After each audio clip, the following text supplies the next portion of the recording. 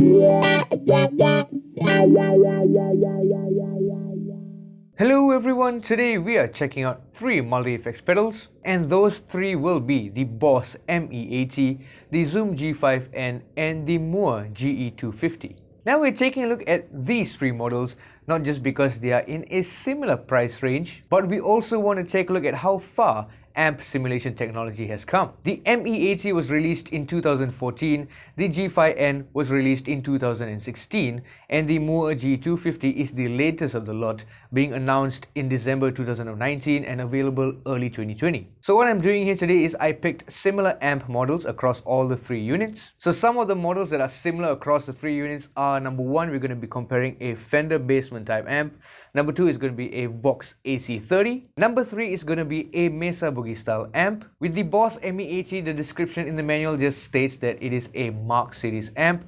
So on the Zoom and the Moore, I've picked out a Mark III. Number 4, we're going to compare a Marshall style amp. So in the Boss manual, it is said it is based off a Marshall 1959. I've selected the same one on the Zoom, and on the Moore, I've selected a Plexi style amp because the 1959 is kind of similar to a Plexi amp. Finally, number 5, we're going to compare the ME80's Bogner Uberschall. On the Zoom G5N, there is no Bogner Uberschall. However, there is a Bogner Ecstasy. On the Moore GE250, there is no Bogner amp models. So over here, I've selected a complete wildcard and I've selected the Engel Powerball. So we are purely going to be comparing these amp models here, because comparing more amp models will be pretty unfair, especially to the Boss ME80, since it is the oldest tech among all of these 3 units. Also, the Boss ME80 has the least amount of amps among all the 3. The Zoom has more, and the Moore G250 has the most amp sims available. Another key difference here is with the GE250, you can actually upload your own impulse responses.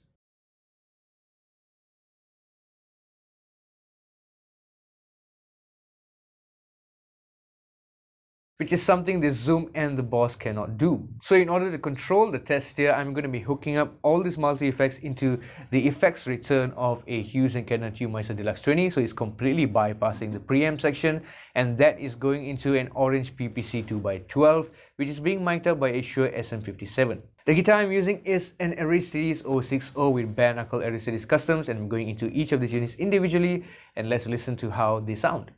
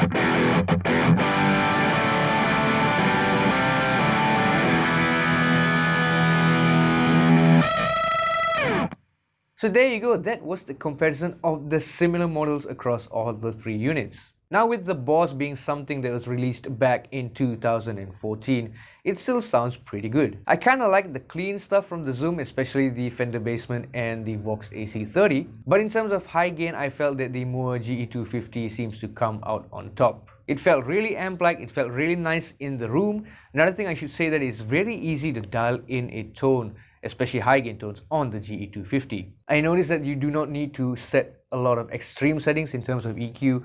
When I'm comparing it to the Zoom, I found that most of the M models had a lot of bass, so I had to cut a lot of bass in each of those M models. But hey, that is just my opinion. Leave a comment down below on what you think about the tones achieved here today. Give us a thumbs up if you enjoyed the video, subscribe for more content, and see you real soon.